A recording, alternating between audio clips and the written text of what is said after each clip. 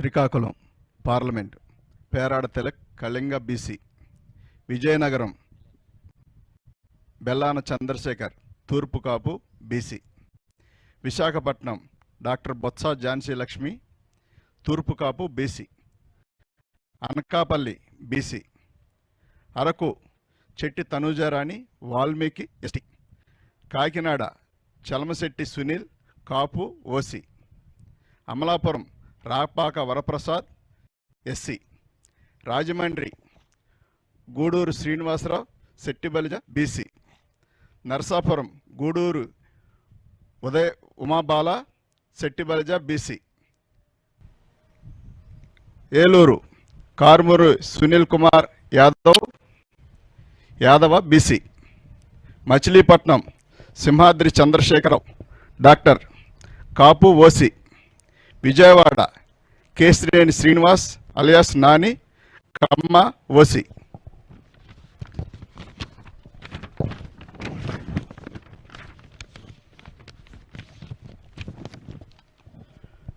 Guntur Kilari Venkata Rosaiah Kapu OC, Narasaraopet Polubhoina Anil Kumar Yadava BC, Bapatla Nandigam Suresh Babu SC, Ongole Chevireddy Bhaskar Reddy OC, Nellore Venumbaka Vijayasaireddy garu Reddy OC, Tirupati Maddela Gurumurthy SC, Chittoor N Reddeppa SC, Rajampet Peddireddy Venkata Mithun Reddy OC, Kadapa YS Avinash Reddy OC, Kurnool BY Ramaiah Boya BC, Nandyal Pocha Brahmananda Reddy OC, Hindupur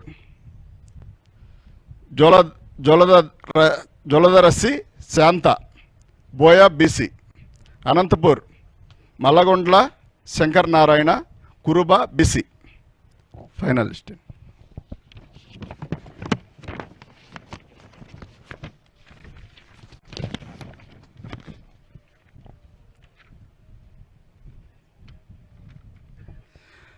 అందరికీ నమస్కారం అండి. గత సంవత్సరం 2019లో నేను కలిసి సీట్లు అనౌన్స్ చేశాము. మళ్ళీ 2024 కూడా మా ఇద్దరిని పిలిచి అవకాశం కల్పించిన జగనన్నకు ఎల్లవేళ రుణపడి ఉంటామండి. సీట్ ఇచ్చిన దానికంటే మళ్ళీ మమ్మల్ని పక్కన కూర్చోబెట్టుకొని లిస్టు చదివించిన దానికి చాలా సంతోషపడతా ఉన్నాం. ఎందుకంటే మునివేళతో కూడా ముట్టుకోవడానికి ఇష్టపడి చాలా సమాజం నుంచి వచ్చిన వాళ్ళం. చాలామంది దగ్గర అవన్నీ కూడా అవమానాలు పాలయ్యి అవమానాలు చేయబడి వచ్చిన వాళ్ళని పక్కన కూర్చోబెట్టుకొని నా వాళ్ళు, నా ఎస్సీలు, నా బీసీలు, నా మైనార్టీలు, నా ఎస్టీలు అని చెప్పడమే కాకుండా చేసి చూపించి ఇవాళ అందరికి కూడా ఒక నమ్మకం, ఒక భరోసా, ఒక దిక్చూసిలాగా జగన్మోహన్ రెడ్డి గారు ఉండటం, మా జీవితాల్లో వెలుగులు నింపడం చాలా సంతోషకరమైన విషయం. గతంలో ఎవరు చెప్పిన మాటలుగాను, ఓట్ల కోసం చెప్పిన మాటలుగానే మిగిలిపోయాయి. ఎప్పుడో ఒకప్పుడు మమ్మల్ని అంటూ అత్తుకునే వ్యక్తి, మమ్మల్ని వాసన వస్తున్నారు పక్కన వెళ్ళండి అనే వ్యక్తులు కాకుండా దగ్గరకు రమ్మని కౌగిలించుకునే వ్యక్తులు ఏదో ఒక రోజు రాకపోతారు అనుకునే సందర్భంలో మరి రాజశేఖర రెడ్డి గారు, ఆ తర్వాత ఆయన చనిపోవడం, మా జీవితాల్లోనైతే వాస్తవానికి రాజశేఖర రెడ్డి గారి వల్లనే మేము ఆర్థికంగా బలపడ్డాం. ఆయన వచ్చిన తర్వాత రుణమాఫీ జరగనివ్వండి, కరెంటు బిల్లులు కానివ్వండి, ఉచిత కరెంటు కానివ్వండి, కరెంటు బిల్లులు కట్టక గత ప్రభుత్వం హయాంలో మా మోటార్లన్నీ పీకి గుంటూరు మరి ఎస్సీ కార్పొరేషన్లో తీసుకెళ్ళి పెట్టిన సందర్భం. దాదాపుగా 70 మోటార్లు తీసుకెళ్ళి కరెంటు మోటార్లు తీసుకెళ్ళి కరెంటు బిల్లు కట్టలేదు. అప్పుడు బిల్లు అంతా ఉండేది కాదు, 15 రూపాయలు 20 రూపాయలు బిల్లు ఉండేది. ఆ బిల్లు కట్టినప్పటికి కూడా మోటార్లన్నీ తీసుకెళ్ళి టీడీపీ ప్రభుత్వం అవన్నీ తీసుకెళ్ళి ఒక చోట గుట్టగా పెడితే మేము 100 సార్లు తిరిగినా కానీ ఆ మోటార్లు ఇవ్వలేదు, పైర్లన్నీ వదిలేసిన సందర్భం. కానీ అదే రోజుల్లో రాజశేఖర రెడ్డి గారు రావడం, అదేవిధంగా మా అందరినీ ఆదుకోవడం, బ్యాంకు లోన్ పెట్టినప్పుడు లోన్ రద్దు అవడం, మేము ఇందిరమ్మ కాలనీ ఇస్తే రాజశేఖర రెడ్డి గారు ఇస్తే ఇప్పుడు కూడా ఉండే ఇల్లు అదే.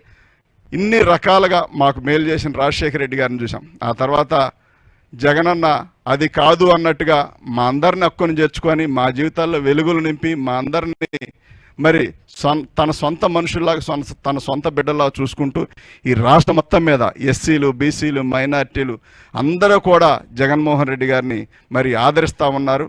ఇవాళ ఎవరు ఎంతమంది కలిసి వచ్చినప్పుడు కూడా రేపు భవిష్యత్తు దేవుడు పైన దేవుడు నిర్ణయించేది ఒకే ఒకటి, ఆయన ఆలోచన కలిగిన వ్యక్తినే ముందుకు తీసుకెళ్తాడే తప్ప మరో వ్యక్తిని ఆయన తీసుకెళ్లే ఉద్దేశం లేదు. కాబట్టి ఇంత మంచి అవకాశం కల్పించిన జగనన్నకు ఎల్లవేళ రుణపడి ఉంటుంది తప్ప మా వంతు మేమేం చేయగలిగే పరిస్థితి కాదు. ఎప్పుడు ఏదున్నా మాకు జగనన్న కోసం పనిచేయడమే తప్ప మరొకటి ఆశించకుండా జీవితకాలం రుణపడి ఉంటామని చెప్పి తెలియజేస్తూ ఈ చక్కటి అవకాశం కల్పించిన జగనన్నకు ఎల్లవేళ రుణపడి ఉంటామని తెలియజేస్తాను. Thank you.